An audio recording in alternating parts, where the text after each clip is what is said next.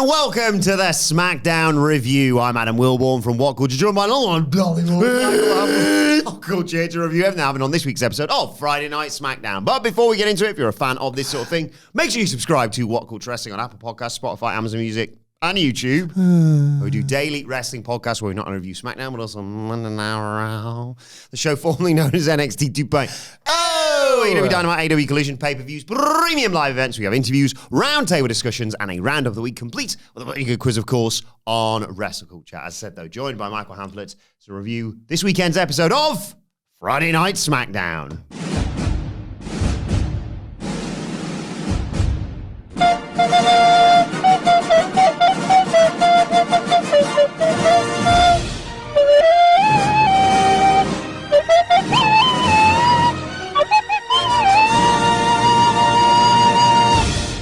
An Oscar season's back, baby. Yeah, apparently so.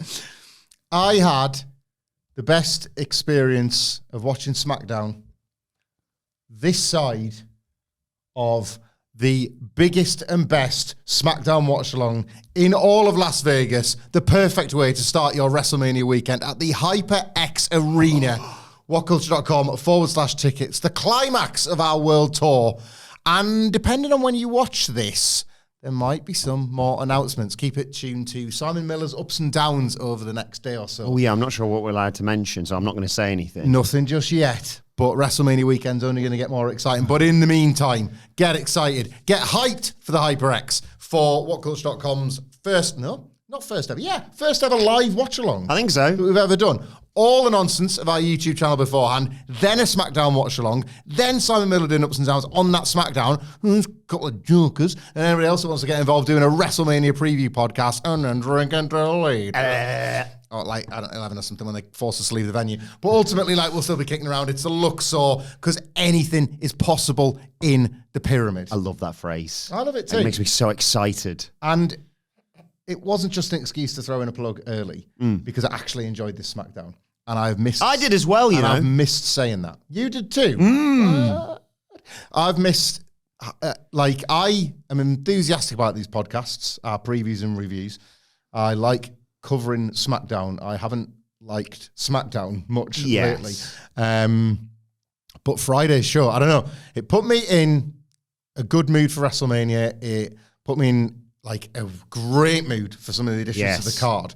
The card feels so much more robust all of a sudden for a couple of significant mid-card additions that this edition of SmackDown added. And I don't know, like this week, I don't want to be cruel to AEW Dynasty. Full review coming live on YouTube. Yeah, we'll save that for in a bit, yeah. Yeah, plenty of two-footers going in there. Possibly not even from me. But I will say, and this is not AEW's fault, it's nothing to do with even the quality or lack thereof of the show. I think CM Punk main event in WrestleMania is AEW's fault, yeah. That's just funny. Now that that's out of the way, I think like from the wrestling fan point of view, if you are watching both companies, it does seem like, it was Dynasty, and now Dynasty's gone, oh, Jesus Christ, it's less than 2 weeks till WrestleMania. You know, like the road ahead is finally clear. It's like, I'm not calling Dynasty a blockage. I'm not saying Dynasty is like having a bit of indigestion and you kind of get rid of it, and then you burp it through and then it's just gone and you can finally kind of out the way and you can finally get on to looking forward to the real meal. Yes. I'm not saying anything. No, we're not saying that. I'm not saying that. But I am saying, off the back of a good SmackDown and like the next show being WrestleMania, I finally think my hype is where I would like it to be for this time of year. And I sensed a bit of that over the weekend as well. I sensed that from people like individual sort of interesting investment in the storylines. I think you get different takes from different people. But increasingly, I'm seeing more countdowns. I'm seeing more gifts. I'm getting tagged in stuff with the Luxor Pyramid in. And just keep doing that because I absolutely love it. Yes, please. I want to shout out Brian, our SmackDown Photoshop correspondent, because he did ask us, and I mentioned it to you before we recorded, and then I completely forgot to bring it up on the podcast, about a wrestling-themed traitors. Yeah. Forget about that for now, on Brian's request, because while we're talking Vegas, while we're talking WrestleMania, he asked for who we would include in our wrestling-themed Oceans crew. Ooh. You know, from the film Ocean's 13. Mm-hmm. So... you don't want to mess with this. Don't mess with the Ocean's trilogy while I'm here. I will kick you out. Well, I need to rewatch it as a build for Vegas. I've only seen the first one, so I've never seen 14 and 15. But I'm sorry. I will yeah, he's gonna hurt swing you. for me over So, He hurts people when you criticise Ocean's 11. How many are in the gang? There's like 5 or 6, isn't there? There's 11. Oh, that's why the guy thought it was because the 11th movie. No. So you've got like 11 people and they all have slightly different roles. You've got like the cool. I've seen it once. I think you've got like the cool guy and the hunk. Yeah. And is there an idiot? There's sort of like 2 brothers, aren't they, is the best way, that are not stupid. They're involved in the heist at the end of the day. Right. But they are street smart, not necessarily book smart. Solo and Tama.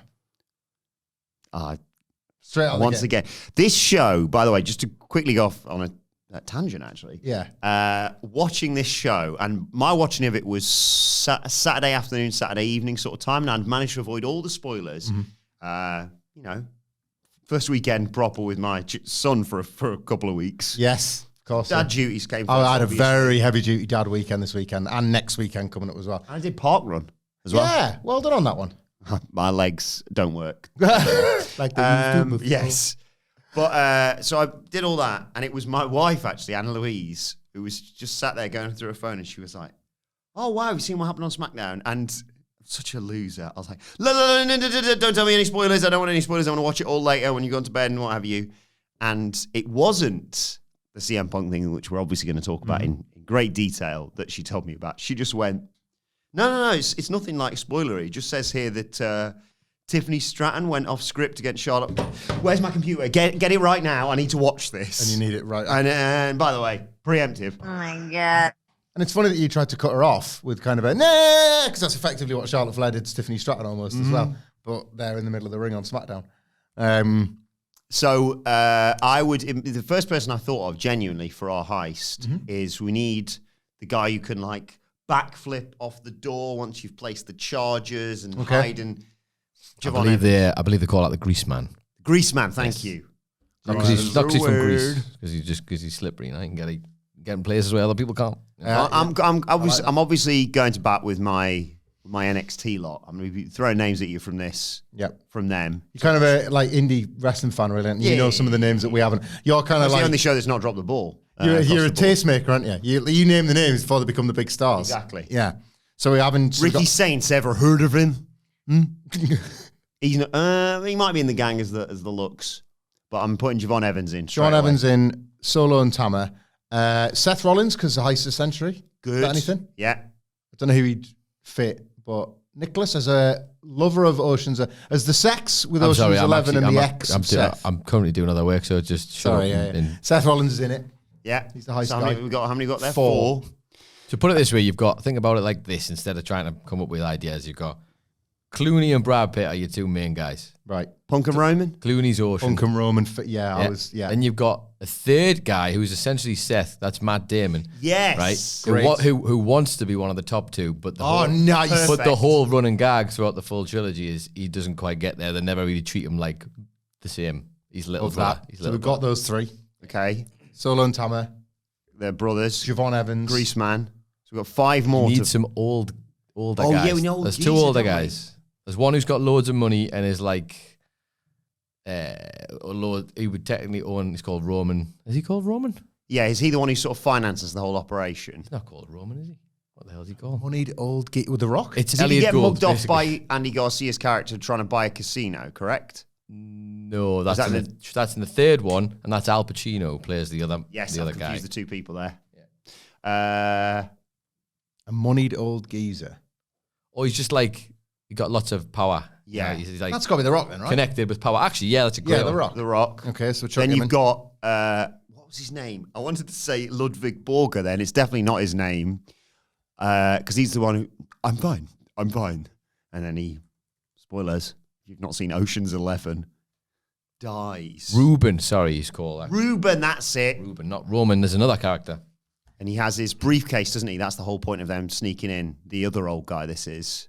Saul, he's called. Saul, in the show. thank you. What's his character name when he's like, I'm fine. Like Russian, isn't he? Well, he plays multiple different characters. Depends what film you're talking about, The doesn't first one I'm thinking of. it? I'm learning so much here. What's it called? Crap, I've watched this so many times. I'm gonna Google it. Ziegler or Yeah, something. something like that. Dolph Someone Ziggler. Ziegler. Dolph, he's Dolph not quite old Ziggler. enough, I don't think. Zerga? Somebody Zerga? Yes, honestly, my brain's saying to me Ludwig Borger, and it's really not. Zelina Vega. Name Ocean's 11. I can't believe I'm trying to do this while also doing work. Saul Bloom, Yeah. but he also plays. Oh, Cal Bloom. Von Wagner. He goes in. We have him in anyway. Yeah. That's Von Wagner doing an Elvis. So Von Wagner in a full Elvis jumpsuit. Mm-hmm. That's like, we've got to be up to like 8 or 9 at this point. I just want the people who are watching this to know I'm not doing the camera cuts on purpose. I'm just also trying to do. He's doing like 50 jobs there. I'm sorry. Didn't expect I'm to be trying. drawn into Ocean's 11 crack. Saul Bloom. Cal Bloom. 11. I'm desperate to know what this character's name is. Zerga. Zerga. I'm going to show my naivety, but this is Hollywood's fault and not mine. How many token women are in this film in the main One, crew? and then Julia it's Roberts. Julia Roberts. Right. So we need. She's not in the 11. She's not in the 11, but she is in the 12. In the 12th one, And she's kind of more integral than like or the second one. the losers in the group realize. Yeah. Chelsea Green. Okay. She's married to the main villain in the first film, isn't she? So Matt Cardona could be the main villain. Could he? I don't know. I'm just Terry they're married. Benedict. Terry Benedict. Yeah. So we've got Terry Benedict. He was England manager, wasn't he? Euro 96. I think Garcia. That's a charitable pop. If they're the big rival, I think you've got to put TK in there as Terry Benedict. Okay. Yep. I'll take that. Just this money guy coming in to try and ruin everything. Stop everyone having fun. Okay. Lyman Zerga. That's the I one. needed to know the full name. Ludwig Kaiser. They're close enough. Yeah, have your Ludwig Kaiser. He needs to be old, but needs to be aged. He's a piece. He's got 1% body fat now. He's so Oh old. my god. We need a discredited croupier and Coleman, Tony D'Angelo. Perfect. Yeah. He's straight in. Anything for Stacks? Any roles for Stacks in this? I don't think he's going to make the cut. How many have we got left? We've got the brothers. We've got Ruben. Got You Brad. need, you need the Clooney. little nerdy guy who does all the Oh, tech. we need the nerd and we need the British guy. Oh, well, in which case then? The NXT Tag Team Champions. Who would that be? That would be Nathan Frazer. Done the wrong way around. Hang on 1 second. When I'm cleaning windows. No. Start this again because that feels weird doing it like that. Do it the right You way. mean the around. NXT Tag Team Champions? Yeah, It's it's big button. okay. The NXT Tag Team Champions, Axiom. And Nathan Frazer. When I'm cleaning windows. Build up to nerd, that was. I know you did, but I'm sorry, but come on. It's like that's fair enough. it's like sitting in the wrong seats, isn't it? Yeah, that's fair. There we have it. done it. That's our Ocean's 11, I think. Fantastic. There you go, Brian. You've given us some work and then you made some work for yourself because you know we're going to need to see a look at that now, please. Heads on bodies, however that works. Has there been an Ocean's 11 poster with it all on it? Because the only one I can visualize is where there's like 5 of them in the street or something. Yeah, there's 5 of them on like a ready background with Yeah. Ocean's 11 written in the background. These 5 hot people and some other guys. Yeah. It's basically like, here's the top billing and here's everybody else. Famously, Don Cheadle is not, didn't get credited at all for the role because he had a disagreement about how much he was getting paid and said he would rather have his name not in it at all Nice. than not get paid. After that British accent, I'm not surprised. not get paid correctly or billed correctly. Power move. Yeah. Respect that. Like the reverse of what happened to Ernie Hudson in the Ghostbusters. Disgusting. Absolutely disgraceful. Appalling. So CM Punk walks out on SmackDown in Chicago. Obviously gets a huge reaction. Slags off European crowds and says Chicago crowds are better. Mm-hmm. Takes the camera to show that there are people on the hard cam side in this company. And everyone cheers and they're loving it. And he says, that's why we don't listen to outside voices. He thanks 16,000 hometown fans of his and talks about being told you're not supposed to be here, basically. He's in the main event of WrestleMania, so that's that. But he talks about, working backyard wrestling companies, training and signing with the WWE, being on John Cena's car in this very building, and every step being told, you're not supposed to be here. Well, he's here now, and now the hard work begins. Gives a lovely moment of thanks to AJ Lee. April, as he says, but obviously it's AJ Lee. And Larry gets a huge pap, but he says he wouldn't be here without the city of Chicago. Thanks, everyone, and promises to whoop Seth Rollins' ass and put a beating to the tribal chief at the main event of WrestleMania. And then he's interrupted by a, ladies and gentlemen, from Paul Heyman, who comes out and apologizes for being late, and he wasn't there to disrespect his best friend. But he's got something he needs to say. And Punk welcomes him into the ring. And Heyman talks about how tonight is about what the wise man can do for you. He wants to be the voice of the voiceless. Punk, you do belong here. You belong in this ring in Chicago, and by God, in the main event of WrestleMania. Talks about the last time they were in a ring together when he was basically saying, help, before getting killed by the New Bloodline and being off for the longest amount of time other than when he was fired. Then talks about Punk, Hell in a Cell, nearly ending his career, and then the agreement they came to at War Games and the favor. But now Heyman has another favor to ask. Tell him what the first favor is. Yeah. And he says, look, just please tell me now, because Roman Reigns is going to be here later. He's already pissed off, and it's just going to make things worse, that, if he doesn't know. And what Punk takes from all of this is, he's not here yet.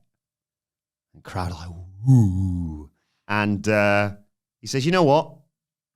When he gets here, you tell me, because this favor's going to involve him, and I feel like I should tell you and him at the same time. What a hook for the rest of this show. Terrific hook.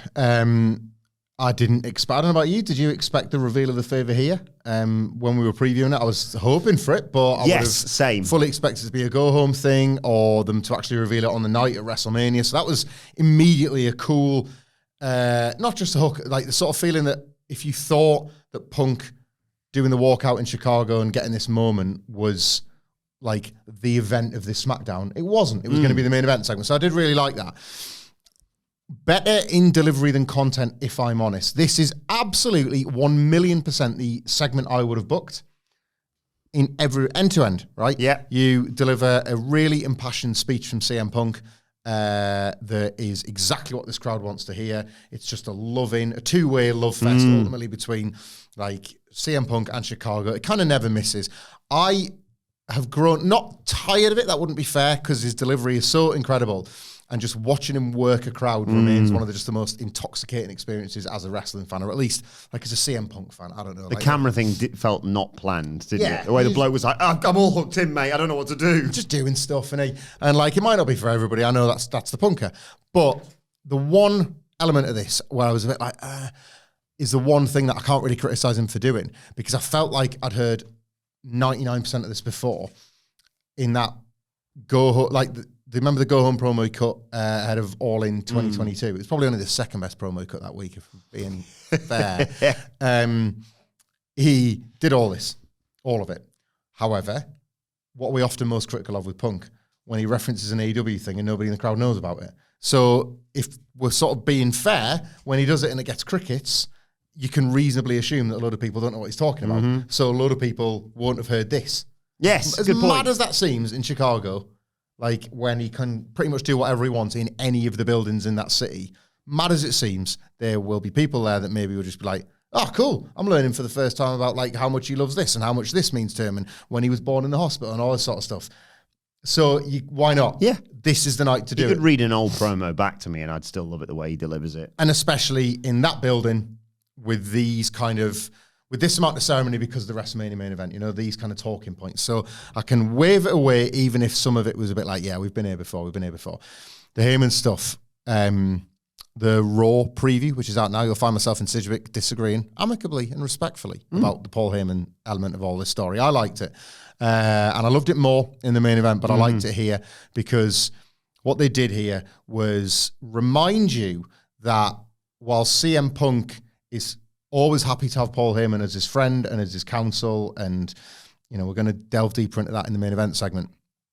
What he isn't is stupid, and he knows that Paul Heyman will always look out for Paul Heyman. Yes, and he will always, if he has to, play multiple sides to the middle.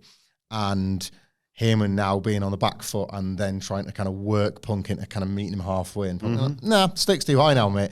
I love that as a baby face, Punk is emotionally surrendering to Paul Heyman, but keeping switched on about exactly how far to go with him. And I just appreciate that, because in 2013, if they want to dive into the lore of their run together, then we can too, right, as fans.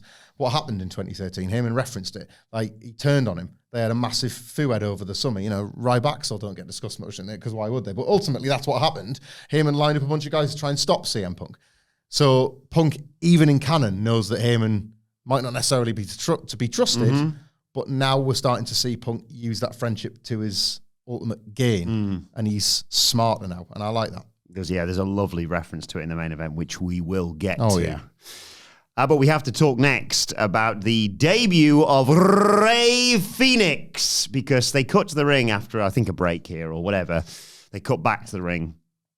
And who stood in there but one half of the NXT Tag Team Champions? I'm talking about Nathan Frazer. When I'm cleaning windows. And I immediately thought, what a perfect first opponent for Fenix. Like, someone who they can justify being on the show. Axiom was there a few weeks ago, of course.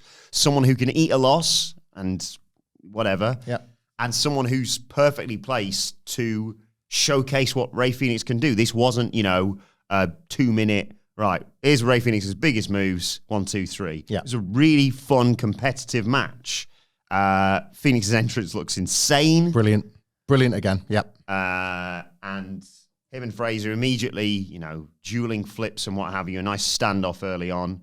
There was an impressive dodge between the ropes from Fenix before he hit Frazer, who, by the way, I can't remember exactly. I don't think I've even got this in my notes here. There was a bit where Nathan Frazer the exact bit you're going to describe. hit the ropes and then ran in a different direction. And every time I went, how's he doing that? This was, for anybody that hasn't seen this, Fenix is center ring and Frazer hits it. And the whole point, if you've never seen Nathan Frazer before, he's really, really fast. And it's a part of his character. WWE homegrown. Indeed, yes, for sure. Yep. Trained by Seth Rollins, only ever worked in the WWE, of course, Nathan Frazer. Yep, that's right. That sure is right, amigos. So he hits the ropes with Rey Fenix, center ring, and he kind of comes back towards Fenix and spots that Fenix has got his guard up for whatever Frazer might be attacking. So rather than trying to slide under his legs or leapfrog or the things you might be used to, the way your brain chemistry is wired to pro wrestling, if you can picture, it's even hard to describe because you just never see it. He takes a hard right turn. Yeah. And he hits the ropes on that side. And then he comes back to the middle. And once again, Fenix has centered himself. So he takes another right turn and hits the kind of top set of rope. At this point, he's running towards the hard camera. And then it happens again. So he's hit all 4 sets of ropes, but with the smallest amount of space to make that change. It's not even a crisscross where wrestlers just run kind of left to right and back and forth until one person stops. It was Fenix stood still and effectively...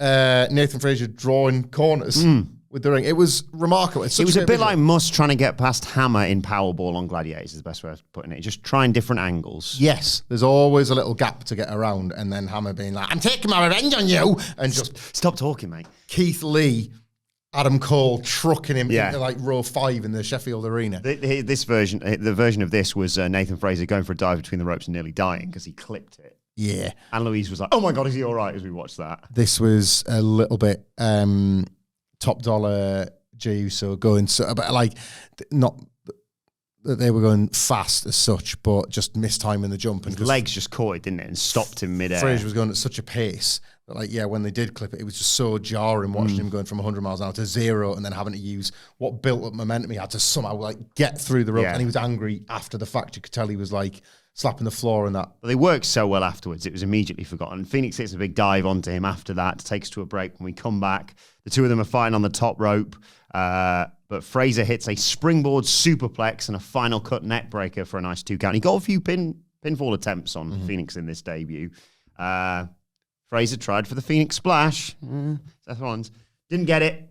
But then Phoenix eventually has Frazer draped across the top rope and runs, I've never seen this before, runs across it to kick Nathan Frazer in the face. Looked incredible. Innovative offense here on Friday night. Yeah. And then hit him with the fire driver, right? Well, which should be his finish. And by that, I mean his opponent never wrestles again afterwards. It looked like he killed him. Yeah. And then Frazer kicked out. Don't do that again. Sorry, yeah. Do the rest of the finish, sorry. It was just like, it's like a sideways tombstone or a to the side tombstone where he looked like he dropped him right on his head And then Frazer kicked out, and I was like, that's not the finish. The finish was I'll just skip to that because they like fight a little bit more, super kicks and whatever. The Mexican Muscle Buster is the 1, 2, 3 for Rey Fenix, who cuts a nice impassioned promo with Byron Saxton afterwards, talking about his history in Chicago.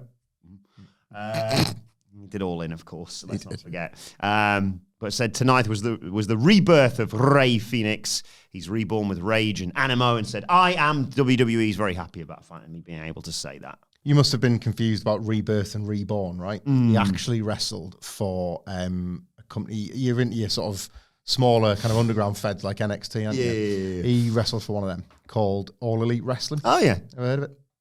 They do some shows. No, like, I didn't think this went as well as it could have done, and not because of the Nathan Frazer botch, I'll be honest. If you love this and thought it was just a perfect showcase of all the things Rey Fenix can do, then I don't disagree with you.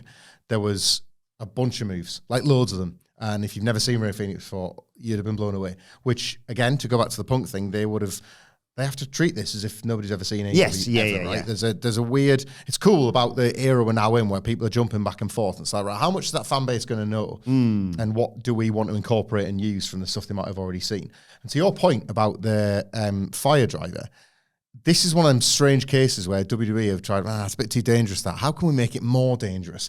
Like, he could have just hit him with, not a straight up pile driver, the pile driver that like nearly ended Steve Austin's career. I'm not saying that, but like, head between the legs, cushion landing, maybe all right. Nope, off the side we go, you better tuck your neck, kid. Like, Jesus Christ, mate. Same with the Mexican Muscle Buster.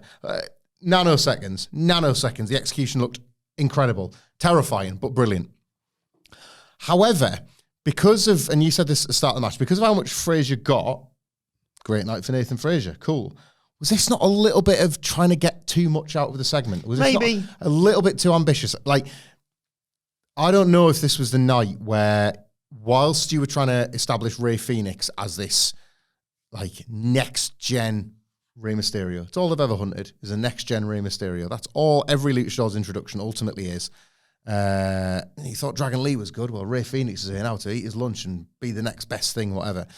Was it wise to think, while we're here, we'll try and get over this up-and-comer from NXT? It does feel like they're keeping both Axiom and Frazer on the back burner in terms of a immediately post-WrestleMania, so they don't want them to be like, isn't that guy who just got battered by Rey Fenix? Well, and that's, I think, the point I'm probably struggling to articulate here. It didn't really feel like he got battered by him. Like, the tone here was very different to Gunther versus Axiom, wasn't it?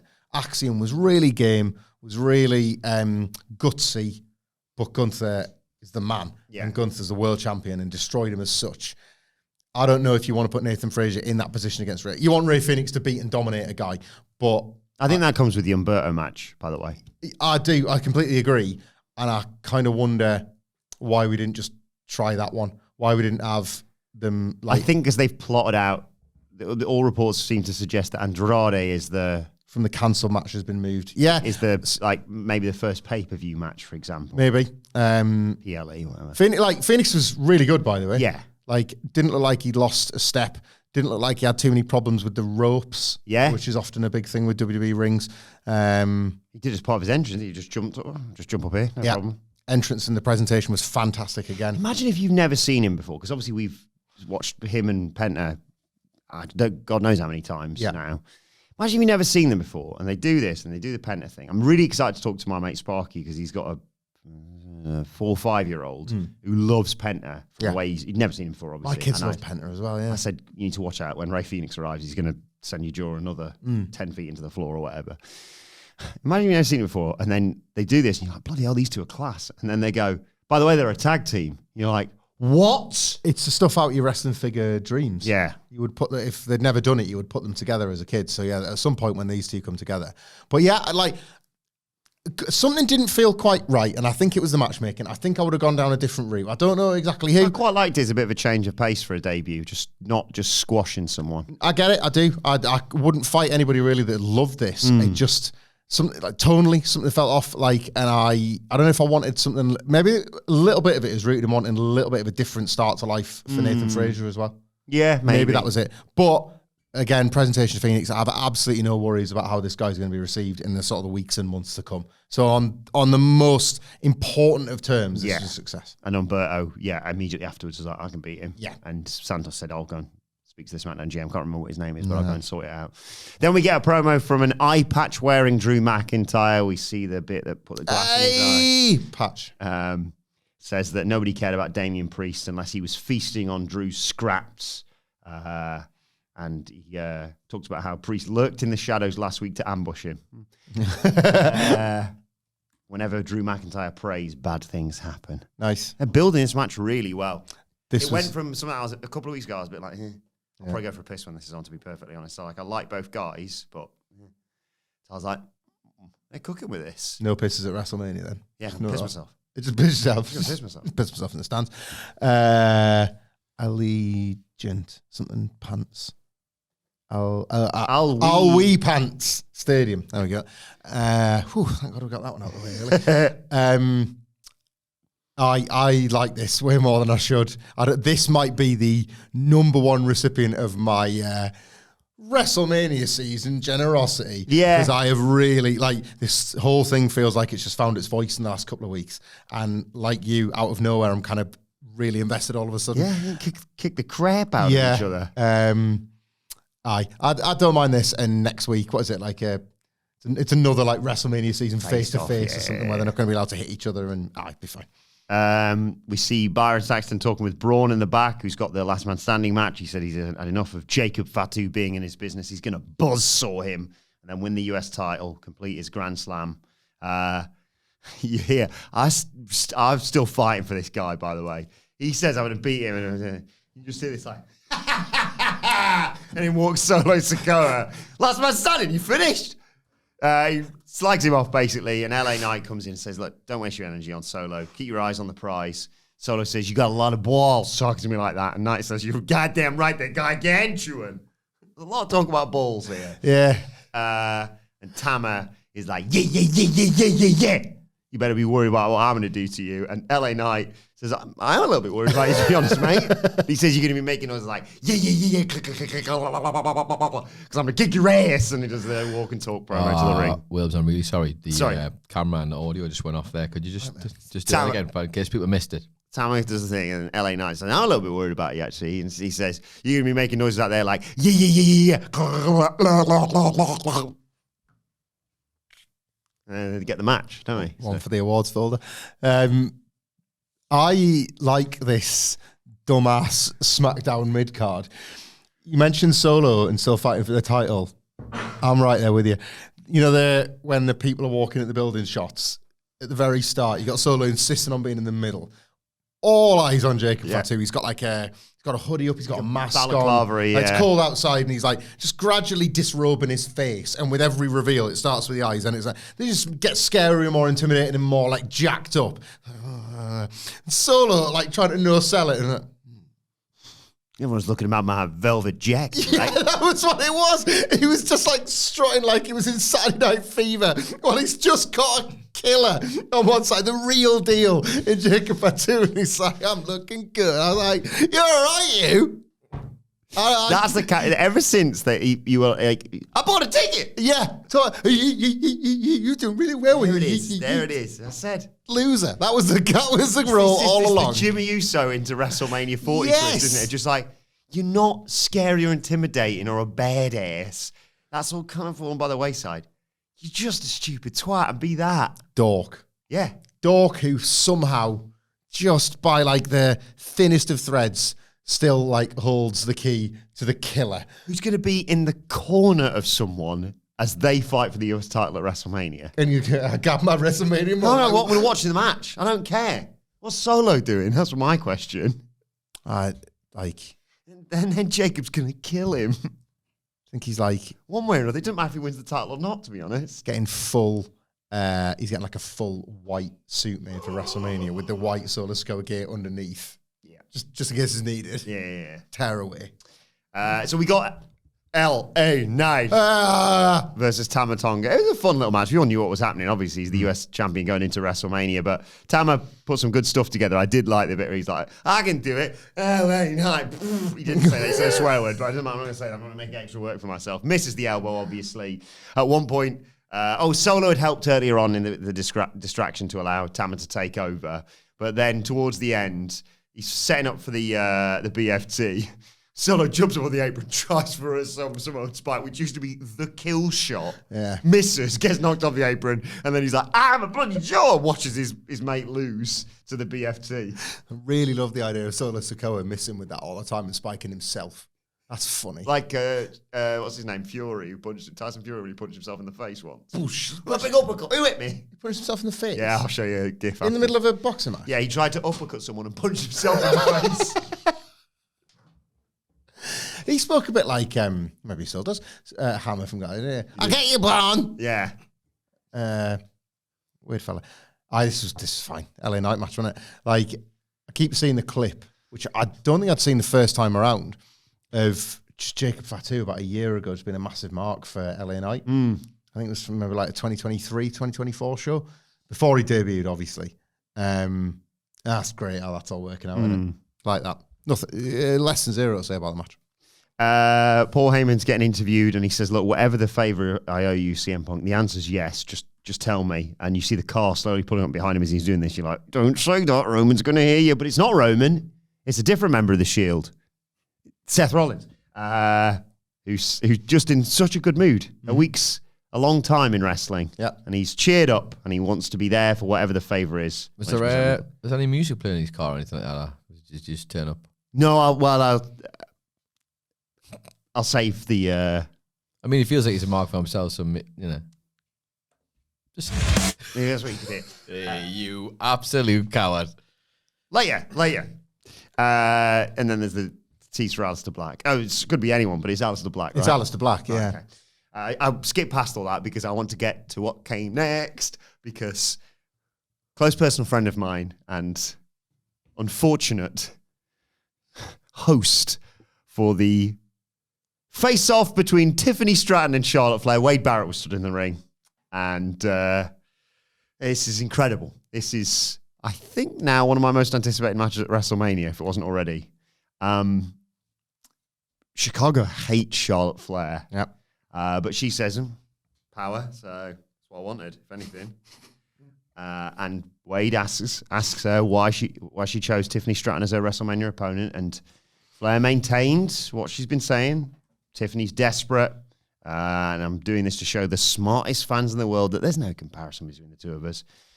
Tiffany fires back, though, saying, your biggest battle's not in the ring. And I'm like, where are you going with this? It's against the crowd. It's one you'll never win. No matter how many titles you win, you always come second to your dad, Ric Flair. And at WrestleMania, you're going to come second to me. Charlotte Flair tries to respond, but it is... it's like the Dominic Mysterio reaction's been on the juice, basically. She's trying to talk. And it's like because your delivery of these things is always so good. In a situation like this, I think you inadvertently give the performers too much credit. Charlotte doesn't just try and speak over the boos, as Tiffany Stratton has had to an extent as well. She tries to get a version of the scripted line out over the boos. So it's like a repeat of the same sentence starter every time. I've been doing this for 10 years. People have been saying this to me. Is that the best you got? For 10 years, people, is that the best you got? Because for 10 years, I've been hearing it's power, that is. It's power. He sees power. Oh, man. Yeah, it's going off the rails. It's already gone off the rails. She gives up and just says, you finish it off. Yeah. Right? Tiffany says, at age 25, you were failing to get into volleyball and drinking in daddy's basement, while at that age, for me, I'm walking into WrestleMania as the world champion. Outside the ring, you're the queen of shit. Do you want to do Charlotte's response? Well, just start saying outside the ring again. Outside of the ring, Charlotte, you are just the queen of... Squeaky voice, I can't hear you, so squeaky. What is happening? Well, yeah, carry on. So, Tiffany's like, all right. She calls her a Nepo baby. Yeah. And Charlotte's like, Nepo queen, actually. You don't have to win every single f***ing sentence, Charlotte. Well, she doesn't win. What's good about a Nepo queen, in fact? You're supposed to change the Nepo bit. Yeah. Me. Yeah, the baby pot's not the bit you should be concerned I about. just want you to know that I haven't watched this, so seeing this unfold in front of my eyes is quite interesting. I look forward to watching it properly. Ugh. Tiffany's like, whatever, you can be the most hated Nepo queen for another 15 days, but when it's all said and done, you're going to be just like you are outside of the ring, alone. What is it? 0-3 in marriages for you? And then people are like, what did you just say? And before Charlotte can get anything back, and by that I mean physically, Tiffany rolls out of the ring, to which Charlotte tries a sort of Conor McGregor-esque, that's why Ludwig Kaiser's in my DMs. No one buys that. Everyone just thinks, oh, cool. So I guess match is back on in terms of destroying each other, because Tiffany Stratton has just ethered Charlotte Flair. What? You say Conor McGregor. I don't know the promo he's talking about, but I can imagine. Dustin Poirier, Nicholas? Yes, Conor just lost to Dustin Poirier by having his ankle broke, actually. Yeah, he didn't really lose. He tried to play it off and then got upset, and he was angry that he lost the match. So as he'd been super nice the whole time, Dustin Poirier, and then he basically was saying, like, your wife's in me DMs. And all this. It was pathetic. It was absolutely pathetic. It is class. It was pathetic. He's the best. It was the saddest thing I've ever seen. Yeah, it sounds terrible. It was awful. I didn't know that one, because I was thinking of a different big Charlie Nicholas trying to get one back on Jeff Stelling. Like the exact same sort of tone and pacing of the failure to get the comeback out. Where to start on this? Like, it's been days, and this is sometimes one of the unfortunate realities of us. I love that we get to still talk about SmackDown on a Monday, because I appreciate in this instant hot take world, people might not. I think it's moved on. Days later, and I'm grateful that we still get to do this, because it's always an important show to talk about, even when it's just daft nonsense. But this was so poured over the weekend. It was all Off script was the phrasing they used, wasn't it? Well, let's start with that. The thought's going to be all over the place. Almost immediately, some stories were coming out that this was off script. So knowing what we know about the way that news is filtered through to, just bloodhound content aggregators just like us. Or journalists like myself. Yeah. Just like that, yeah. It was out there so quickly that this went off script. A little bit of me, old, we're all in our 30s, 23 more days. Cynics kind of went, was it all off script? Did it all just completely go off the rails? Or was most of it on script? And then there were certain bits that weren't, and it's down to us, the viewers, to pick at that. And the fact that we're hearing it's all gone off script, and that's been fed out maybe, at least waves away just kind of what a disaster this was, and adds a bit of tension, because was the one thing that everybody agreed on after this promo finished, that we're all 10 times more excited than we were about the show. That seemed to be... Murray's buzzing about it. Of all, right. And when it comes to WWE in general, doesn't buzz about much, right? Of all the sort of different takes and different feelings you could have watching this, the one seemed to be, well, I cannot wait to see that now. I will be seated, Lenny, face, whatever, for the bell ringing, and I need to look at this. I mentioned on the Raw preview, that was also how I felt about Becky and Charlotte at Survivor Series 2021, even though I found that belt swap to be maybe the most depressed I'd ever been as a WWE fan. That's something I was actually supposed to be seeing. It's happening again. And featuring Charlotte Flair. What's the common denominator here? I know nothing. Less than nothing, most of the time, if anything. Certainly less than Jake. Correct. Manuel Hamflett. Yeah. It's good stuff. It's good. It's starting you. My theory is the divorce line was approved. We got the story out about a day before from Charlotte Flair on that talk show, talking candidly about her divorce from Andrade, and kind of making real the gag in Friends that Ross has about not wanting to be the guy with the divorces and feeling like a failure and that. And, if that's your life, you shouldn't feel like a failure. Life's tough. And Charlotte Flair was explaining that as a tough thing. And then it appears in a promo on SmackDown. I don't think that was a surprise to her. I think that was in. I think they talked about it beforehand. I think maybe she didn't like that it was in there, or maybe she was thinking, I need one back and I'm going to hold it back until the day. And like when the line gets dropped, she's like, I'll leave your cards in the DMs, shove it ass. Like, that is the bit that I feel was a bit like, what's that? That wasn't expected, you know, like Tiffany's half out. Tiffany just rolled out the ring. Get out the ring. Oh, it's right, bye. Say the line and get out the ring. But I feel like it was too perfect, too scripted, too neat. 0-3-3. I just think it felt crafted. I don't care either way. I don't care, but it felt like a writer had crafted that, or Tiffany Stratton had said, could we do this? And Charlotte's gone, all right then. And then in the ring in the moment, she's like, well, I'm going to need a bit of that back, thank you very much. Like, that's how I think, that was one of the areas in which I think it went off script. I think, I don't think that was in the script. No. Got to say, gut feeling. Not least Let her finish the line on her promo first. just Charlotte Flair literally trampling through which is what she did to Tiffany Stratton in this segment. Classic Nepo Queen behaviour.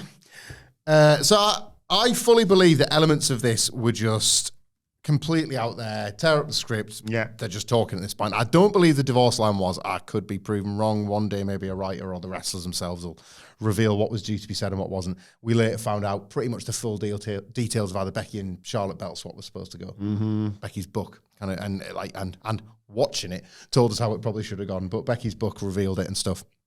How there was nearly a fight backstage. We haven't heard about the fight backstage yet, but it did feel tense. And look, this has got to get in the ring at WrestleMania.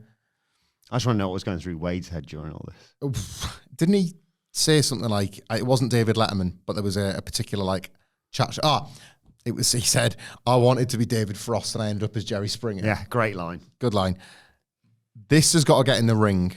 If it's up to me, like in the storyline now, the SmackDown GM, can't remember his name, like passes down an edict that these two cannot be within X feet of each other. And then at an absolute push, you do the 50 million security guard breakup on the Go Home edition of SmackDown, which again, you can watch with us, whatculture.com/tickets on a 50-foot screen at the HyperX Arena. What if Tiffany gets arrested and Charlotte kicks her head as it's sticking out the police car's window? Love it. And, you know, people are going to say you're ripping off from something else, but you see, because it's Tiffany and Charlotte, that wasn't actually scripted. Yeah. She's actually been arrested. She's like, oh, thanks very much. Boot. No, I wouldn't have them do too much because you're not going to get a go-home segment that feels as don't need any more. much of a sort of like a hot-button issue and a talking point as this one. Quite the remarkable piece of television. Speaking of WrestleMania, by the way, SmackDown GM, can't remember what his name is, announces a tag team gauntlet that we will preview on Friday, determining who will face Livia Omega and Raquel Rodriguez for the women's tag titles at WrestleMania. Talked a little bit about it on the Raw preview, but we'll save that for Friday. Speaking of tag teams, though, it was a tag team number one contenders match, the Motor City Machine Guns versus DIY. Sneaky little bastards, Gargano and Ciampa early on, cut all the corners. As a blind tag from Gargano to allow him to hit Shelley with a slingshot spear. They're taking on Sabin and Shelley, of course, as I said. I'm not sure if I mentioned the Motor City Machine Guns and all this. That takes us to a break. We come back. Sabin hits a double crossbody on DIY. Suicide dive onto both of them as well. They basically, Motor City Machine Guns, isolate Ciampa. Load of double team moves, which look great. But Ciampa distracts the referee. Gargano drops Sabin, which in amongst all this, the top rope turnbuckle gets exposed. Project Ciampa gets a near fall. Shelley has to make a save as they're beating down Sabin. He gets thrown out. They try for a meet in the middle, but Sabin avoids it. There's an attempt at skull and bones. Again, there's several in here. That gets stopped by Gargano. Ciampa tries to use a leverage pin effectively to get the win, but referee catches him. In the end, Sabin sends Ciampa into the turnbuckle. Roll up, 1, 2, 3. The Motor City Machine Guns win and seemingly are set to face the Street Profits. I'm glad the Guns got this shot because I want to watch the Guns and the Street Profits, but it's very hard to get excited about that match when you feel like the multi-man is the end destination anyway. A bit like Io and Bianca and what's going on there. I feel as though you could have lifted any conversation you and I have had about any permutation or any combination of these matches over about the last 3 months and switched them around. And if you're not watching SmackDown, nobody would notice. I think the fans responded in kind. They were hot for almost everything on the show. They weren't hot for this. And I also have to question the agenting of... I like DIY as little cheating bastards. I do. I think they're far more effective as heels. It's still not connecting really. They are struggling to connect with live crowds no matter what they do. But I would have gone even more stooge heel. I'm talking Christian Cage against Jungle Boy in that casket match. Do nothing. Yeah. Run away and do nothing, because as good as this was, the MCMGs were brought in on a platform of your favourite tag team's favourite tag team. And what that did really smartly was allow their offense to look really cool while no longer futuristic, because they've been borrowed from. Yes. And teams have been inspired by them and they've taken it on. DIY were two of the wrestlers that said, we were kind of inspired by you guys. But DIY stuff looks, well, not to be cruel, like fossilized compared to Nathan Frazer and Axel. Yeah. Like compared to Nathan Frazer and Ray Fenix on this show. And I just would have booked a different match for the card. Yeah. For this card that they were on, it couldn't really compare to what we'd seen in the singles match, 20 minutes earlier? And yet more suffering in this tag division. But Street Profits and the Guns, I fancy a bit of that. Yeah. We see Miz and Carmelo Hayes backstage confronting Pretty Deadly. Yes, boy! Calls them losers for losing recently. And Elton and Kit respond by taking the piss out of the Marine movies and saying how ancient it was, or how long it's been since the Miz has actually been awesome. And they talk about him always changing tag team partners, because he keeps saying, I'm a 9-time champion. And they're like, yeah, but you keep swapping out for younger, hotter models. You are the Leonardo DiCaprio of tag team wrestling. That was a nice line. Nice touch. Yeah, they say Melo's just like wasting his time doing this, basically. You're not even a real team, to which Miz responds, we are a real team, and we're us him. Even Melo when he needs work. I don't recall Miz employing a Dusty Rhodes voice for the second half of it. Him. Him. Said that, didn't he? Yeah. I rewatched it today just to make sure. I was like, he did say us him, didn't he? Felt like a bit of us, that one. Yeah. Bit of a SmackDown review. Quality club of that. Good game, Miz. Naomi versus B-Fab came next. Before that, though, Oh my God. Jade Cargill just jumps her, gets in some nice shots. Security breaks it all up. Naomi's like, bloody hell, I'm there with caution, if anything. They still have the match, so B-Fab obviously taking advantage initially, but Naomi fights back, dodges a kick from her and hangs her in a tree of woe and hits like a one-knee code breaker. Yeah. Nice to get the win. Glode breaker. Good. Is that anything? Yep. She tries to call out Cargill afterwards and then just turns around to a huge pump kick from Jade Cargill, who gets her up for Jaded. Naomi gets away, but then out comes the SmackDown GM. Can't remember what his name is, to confirm these two are going to fight at WrestleMania. And to quote Captain Raymond Holt, vindication! What a pop in my living room when this got announced for WrestleMania. Like, I genuinely felt like a nervous weight lift. I was like, I don't want this anymore. Next week on SmackDown, no! Yeah, I was with that pause. I was like, where's he saying? Where's he saying? God. And then the graphic dropped online. I was just so thrilled for everybody, all of us included. Yeah, brilliant. This is red hot stuff right now. I'll pick holes because I like almost all of this. And the story has really leveled up in the last few weeks. They are not afraid of Jade Cargill kind of destroying her, are they? No. Her being Naomi, pronouns pal. Like, she's already hit her with a Jaded when she first came back. she monstered her in the chamber. And the whole premise of the story is that she's like, Naomi's got to put Jade through a car to even stand a chance of keeping her out for more than a week at a time. Like, so I'm kind of interested if they even attempt to address that between now and WrestleMania. Like, Naomi going in simply cannot land a blow on her unless she does A, B, and C, unless she reveals that she's got some backup of her own. I don't know. Yeah. I don't know what, like, because right now, if you were to just take the individual segments, this plays out like a squash. Naomi has to dodge. She has to avoid at all costs. She has to evade any Jade Cargill move lest she have her head booted off. So I'm kind of fascinated by that. Thrilled for the pair of them. Great. I shouldn't be as grateful as I am. This feels like I'm just enjoying scraps being thrown at me here. Grateful that a singles blood feud has actually made it into a singles match at WrestleMania. And to a lesser extent, but for with stakes that I like more. We got another one coming on the show as well. I felt loads better about WrestleMania after this episode of SmackDown. Loads better. We got a response from Damian Priest, basically saying, I beat you fair and square, and then you cost me my opportunities, Drew. You're a hypocrite and a junkie that gets a high from making cheap-ass jokes every week. I want to make you my victim at WrestleMania. See you next week in the ring, basically. Yeah. Oh, and then the SmackDown GM, I can't remember what his name is in the ring, and he says, now for the not-so-fun part of my job. There's a fine line between coming back next week like everything's fine and finding out you may never wrestle again. He brings out Kevin Owens, who is in Bret Hart stuff. And he says he's been doing this, Kevin Owens he's been doing it for 25 years.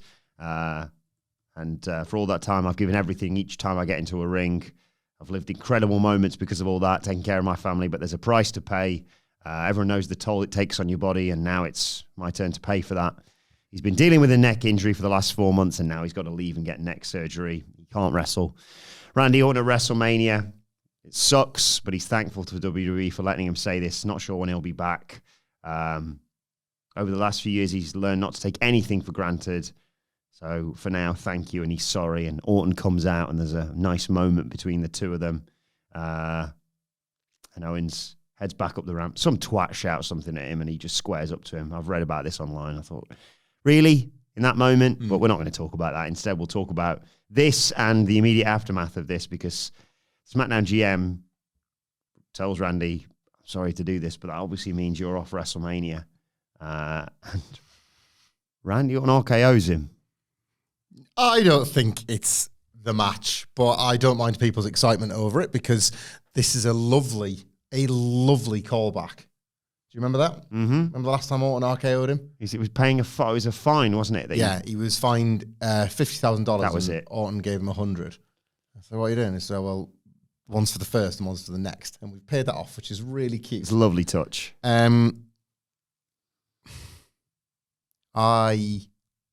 I still 99%. This is really sad. 1% of me, it's incredible work. Yeah, I saw a lot of people saying this online. I never want to be the guy who says that, do you? You never want to be the guy who goes, no, he's bollocks. Well, do you know why? Because I think a lot of people want that so they can be right after the fact. Nobody guessed it but me. Little old square-headed face. That's not what I'm doing here, because I love Kevin Owens. I love Kevin Owens and I love Sami Zayn. And to be fair, nobody on this podcast would ever suggest that they were the only person who was brave enough to have said something that happened in wrestling. So it's unbecoming, isn't it? Just saying that, if this injury is legit, it's a good job they did that Sami Zayn match when they did, because otherwise you wouldn't have got it. So, how about you shut up? Yeah. Just not saying that I knew things, but I'm just asking questions here, mate. I'm minding a point. Sorry, yeah. Fella. Buddy, chief, hey pal. This was on the assumption that everything we're seeing is real and not like in 2 weeks, just the ultimate con. Like Randy Orton is without a match and has been basically allowed himself to be vulnerable to an Owens attack, and it's you absolutely a 2-week protracted version of the Mark Henry turn on John Cena, for example, right? And I don't think it is that. There was just a tiny bit of me that thought the story comes out, the promo gets cut, the match is off. There's no immediately obvious opponent for Randy Orton. But I don't think it's a work. I think it's real. And it was really sad. It's the convenience of it being a neck injury, isn't it? That's the thing that's got people's cogs turning. Because it was going to be a head kick and all that. It's just really sad. You funny mentioned that WrestleMania thing, the Elimination Chamber match between Sami and Kevin, because, they're both not going to be on WrestleMania. And the saddest thing there is that a month ago, everyone was fantasy booking that match at WrestleMania. And now here we are, and it's a cruel industry in that regard. Kevin Owens and Sami Zayn, and I'm mentioning them together on purpose, are underrated in how important they are to WWE. And in the event that they are both gone for the near future, you will realise just how much that is true. Oh my God, when they come back, though. Oh, amazing.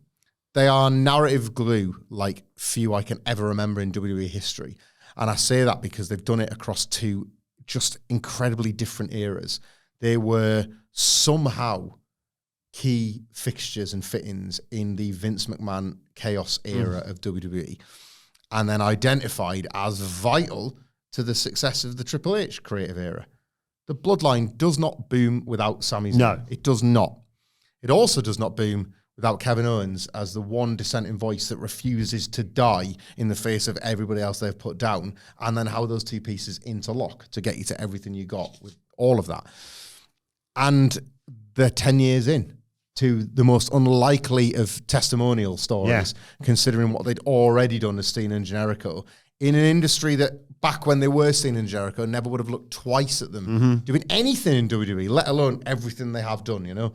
It is a remarkable story, and the sheer scale of it, I don't think gets talked about enough because we're still in it. I think the second, like, I, God, hope this isn't Kevin Owens done, right? And I hope that Sami Zayn isn't kind of looking upon this break as being, is this beginning to my end as well? Like, whatever they've got left to do, I hope they do it for as long as humanly possible. And it's as if, like, only then will we truly be able to reflect, like, 10 years. That's an Austin plus a Rock. Do you know what I mean? Yeah. Like, and yes, they might not have become like top stars and transcended the industry and all that sort of stuff, but they've done all the things that you're supposed to do. They've main evented WrestleManias. Yeah. They've like made history in the way that they've done it because they've done it against the likes of Stone Cold Steve Austin or in a tag team title match and things like that. They've done it while holding on to one story that predates WWE and been able to like tie their entire WWE, like the amount of times there's been overlap and stuff. It is an amazing, impossible story that they've been able to tell, the two of them. And like, get well soon, Kevin Owens, because it's a worse industry and a far worse WWE without him. Fascinating if they do Randy Orton versus SmackDown GM. I can't remember what his name is. Well, I don't know what the match is otherwise. Naturally, you kind of go to the kind of the Rolodex of wrestlers. I saw people going as far as to want to insert him into the Cody Cena thing because of the promo last week. Yeah, don't need another triple threat. But all the triple threats they've got right now are perfect. The RK host, is that anything? It just comes out. See you Backlash. Got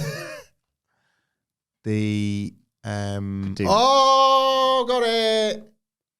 The Apex Predator, because he presents everything from the Apex. Nice. Which was the site of a Vegas NXT show that I can't remember. Yeah, I can't remember. It was NXT Battleground. You're grounded. Battlegrounded. You're a winner. Ding, ding, ding, ding, ding. Sorry, Mike. Thanks, mate. So maybe he just does all the kind of introductions and stuff, but from there. So he's the Apex presenter then? The Apex presenter. There we go. In fact, remind me on Friday. The Apex Feditor. Yeah, you went too far. Remind me on Friday. He's, of course... Spoiled yourself. He's known as the Apex Predator, right? But has he got any other like nicknames that he's been known as in the past? Vapor. Anything else? Legend Killer. Maybe we can book him against a WWE legend. Right, last man standing, Jacob Fatu versus Braun Strowman. The winner faces LA Knight at WrestleMania for the US title. They didn't mess about, obviously. This kicked ass. Yeah, kicked all over the blazed ass. that's what we always said. They brawled around the ring. The popular phrase. Yeah, running neck breaker. All over the place. They kicked all over the place, ass. Rearrange these words into make a popular sentence. Yeah. Strowman takes over, tries for a running power slam, but Fatu fought out of it, hit a running elbow. Consecutive jumping moonsaults. That wasn't the finish. It was just killing Braun Strowman. Referee counts as we go to a commercial break. When we come back, Strowman fires back with a spine buster. Strowman grabs a table, sets it up in the corner of the ring, but gets sent to the outside once he set it up and runs at Jacob.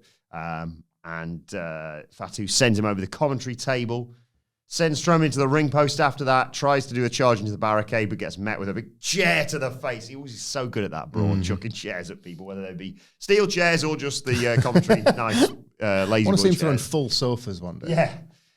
And they crash. Strowman runs all the way around the ring and they crash through the barricade. They can both barely make it to their feet before the count of 10. That takes us to another break.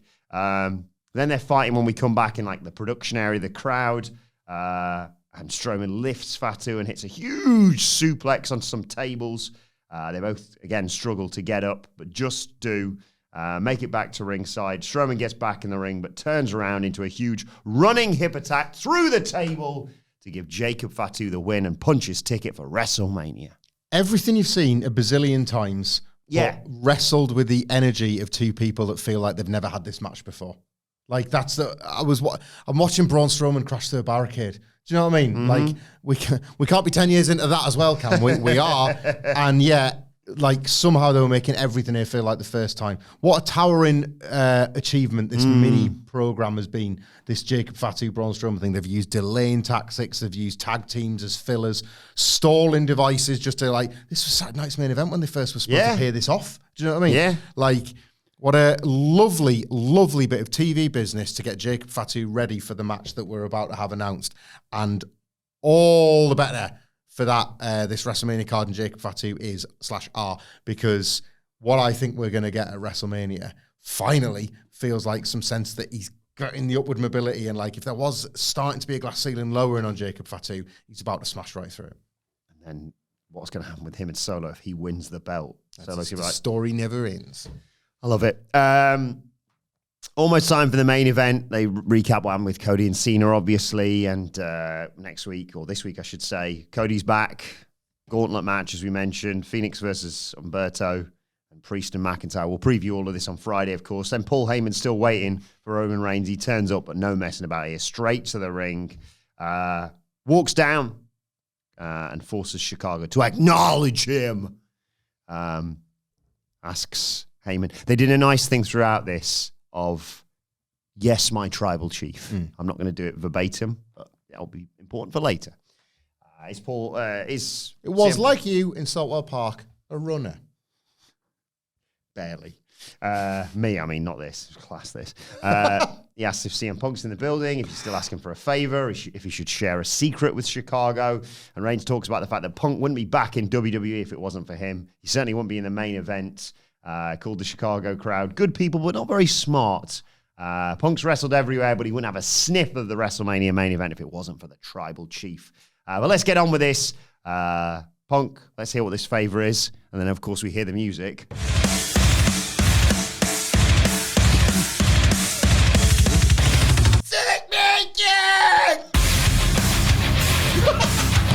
How good? Where did that come from? I'm in a good mood today. Seth Rollins comes out and sings his theme. Everyone knows it. Old spunk face. I wish we had more time because I was 100% going to get you to rerun that. We'll do it again. Do that right tomorrow, bro. Yeah. A nice surprise to Sidge. Wilbourn comes in his pants now. Seth comes out, so that's good. He said he wasn't going to miss this for the world. He doesn't know what the favor is, but he knows it's going to knock Roman socks off. I'm going to rock your socks off. He says reality is a history of biting cum socks. biting you in the ass. Talks about the heist of the century. That's 10 years old. Jesus Christ. That's wild, that, isn't it? He talks about Cody obviously beating Roman last year at WrestleMania 40, but he's insistent now. Obviously, the reason why he's maybe chilled out a bit more is he's been telling them, stop underestimating or ignoring CM Punk. But now we've got to live with him in the main event of WrestleMania. And he said, look, it gave me perspective. You either get left behind or you adapt and control reality. Reigns fires back, calls Rollins untrustworthy, says, I'm a man of my word. I made a promise to CM Punk. Let's get him out of here. Out he comes.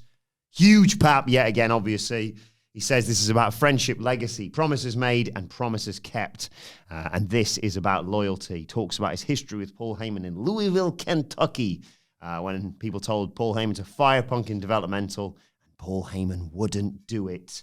And then he talks about being in ECW, being on the bus with Paul Heyman, big show as well, and panicking about how it was all going to... saying he was being too selfish, thinking about himself when Paul Heyman was about to get fired, saying, what am I going to do if you're not here to have my back? But he realized and said, look, it's not about me. What can I do for you? And Heyman said, when you main event WrestleMania, force them to deal with us. And that is exactly what he's going to do, because at WrestleMania in the main event, Paul Heyman will be in CM Punk's corner, not Roman Reigns's. And Roman looks at Punk, looks at Heyman, and then laughs and says, that's it. He says, you do realize this man loves me, right? He needs me. He's loyal to his tribal chief. Even if I let him, he wouldn't do it. Paul, let this desperate fool down easy, says Roman Reigns. There's a real awkward silence. And Roman Reigns goes from sort of smiling, looking at CM Punk, to suddenly going, what's happening? Why is no one saying anything? And he turns. Paul Heyman has tears in his eyes. Are you crying? He says, you better wipe those eyes and tell him no. Nothing happens. I made you relevant again, he says to Paul Heyman. Tell him no. Nothing happens. Heyman's wiping the tears away. And Roman starts threatening him now. I'm going to give you one more chance. Tell him no. And Paul Heyman says, no, my tribal chief, I can't do that. A huge pap. Yep. Rollins dies laughing at this. I forgot he was there for a bit. He's like, I told you. And Roman starts threatening Paul Heyman. He takes out his little handkerchief, starts wiping his face with it. But he's going to kill him. But before he can do that, CM Punk saves his best friend, jumps Roman Reigns. They get into it, and he completely incapacitates. Great sell. Completely takes out Roman Reigns with a GTS. Offers, so a bare knuckle fight then, does CM Punk to Seth Rollins, but Seth just smirks and leaves. And CM Punk stands tall to close out this show. Oh my God. While I remember, because I will forget otherwise, if you haven't seen Roman Reigns selling and you happen to be a BoJack Horseman fan, number one, listen to Podcast Horseman, but number two, look out for the particular sell of Roman Reigns because it looks very familiar to Todd selling on the grass in one of the all-time poppers of season 1. Yes, Herb Kazaz's front garden. Yeah, it's an unbelievable bit of business. He is laid all the way out. I love this. And yeah, again, they got mixed responses online and indeed between the Dadleys. I loved that Punk was able to weave it in such a way that, yes, he was asking Heyman for a favour, but what he was really doing was keeping a promise he made to him. Yeah. So, if he wasn't to ask him, then he wouldn't be keeping the promise. Like all them years ago, we'll walk down that ramp together, and now we're going to do it. Because Sorry. No, it's all right. The favour I'm asking is to be loyal to the words I gave you all them years back. So everything's perfect. Right, Paul? But as we kind of talked about in the Raw preview, what he's really doing is understanding that at last he has to become a political mastermind as well as a physical one. He cannot just be the best in the world, because being the best in the world didn't get him to the main event of WrestleMania. All he faced was more slam doors, more glass ceilings. So now he's got to think around those obstacles rather than try and physically jump over them. Even his body let him down in 2024. So now, at long last, he's figured it out. And he's got to tap in not just to the mindset of Seth Rollins, which 7 days ago, he just had him on strings. Now he's got to tap into the insecurities of Roman Reigns, because it's the one thing we know. It's like, you know how like Miro's neck in AEW, and maybe Rusev's when he comes back to WWE. I hope so. Roman's glowing red spot is his insecurity. The trauma he suffered failing to be the big dog, failing to be Roman Reigns with the flak jacket, be the star that was projected onto him. All of those failures are the ones that he tried to gobble up and pretend weren't there anymore. And then gradually, over that 4-year title reign, the tribal chief would only ever show weakness when he was showing that kind of like memory of the past, a little Vietnam flashback that would go through his eyes. When Seth Rollins himself dressed as a member of the Shield, whatever it was, when he was made to think about the past, I need to eat these feelings now and kill somebody. And Paul Heyman was his North Star. Paul Heyman was somebody that could like keep him tethered to the now rather than panicking about the past. And CM Punk's just dredged up all of that past and taken Paul Heyman away. And forced him. He was mine before he was yours. Yeah, forced him to come away from Roman Reigns, no less. And what happens in that moment? Roman's rattled. He's panicked. He potentially is about to physically assault Paul Heyman. So then Punk's thinking, well, now I'll help you as well, mate. This is a symbiotic thing. I'm on your side. Perfect. Seth Rollins pissing his pants in this kind of, well, Roman, you were the one that poisoned this, well, mate, and now, you're going to have to suffer it just as much as I am. We're all swimming through the sludge, pal. That, sort of moment for Seth of his own validation of being I was right about this. I was right about CM Punk, and I'm the one guy that can keep as far out of this drama as I like. And is he the one that is going to end up being the one to pull the strings and benefit? I love this. Not only with all the stuff you brilliantly laid out there, I also like how it's the final bit of Cody's prophecy. Of you'll lose that title, then you'll lose the people around you, and then finally Paul Heyman will leave you behind. He's not gone, I don't want to be a part of this anymore. Yeah. But it's happened, and Roman's walking into WrestleMania, the main event of WrestleMania this year, all alone. This, for me, I already liked the triple threat, and I already thought with the names associated with it, however you feel about the build to this, you kind of have to put them in the main event. Okay, I know it might not be everyone's cup of tea in terms of the way it's happened for CM Punk, but this Friday night was the bit where I was like, there it is. That's why it merits being a main event, because there's always been Seth and Roman. There's always been Seth and Punk.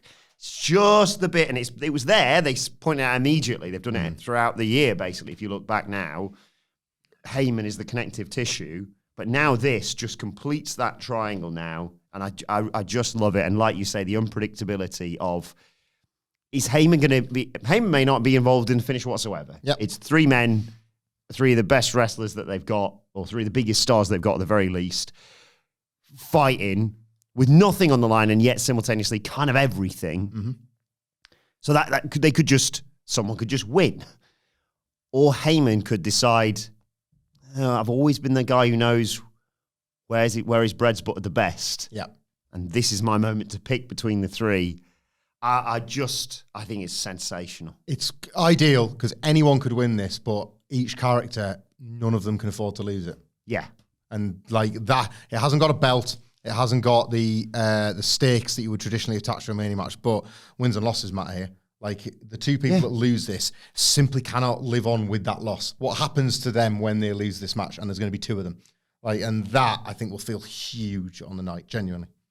I just thought unbelievable to a conclusion to a Chicago episode of Friday Night SmackDown. But let us know your thoughts in the comments section below or on X at WhatCulture WWE. Watch, they can follow all three of us. You can follow Michael Hamflett at Michael Hamflett. Follow our brilliant producer and long-suffering producer Adam Nicholas at It's Adam Nicholas. And you can follow me at Adam Wilbourn. Follow us all at WhatCulture WWE, and make sure you subscribe to WhatCulture Wrestling wherever you get your podcasts from for daily wrestling podcast. The Raw preview is available right now. Our Dynasty review coming your way later on today as well. But for now, this has been the SmackDown review where we've talked about Tiffany Stratton controversially going off script, Jacob Fatu being the last man standing, Kevin Owens being out of WrestleMania, Rey Fenix debuting, and CM Punk's favor has been revealed. The SmackDown review. It's got all this on a comeback tour. We'll see you soon.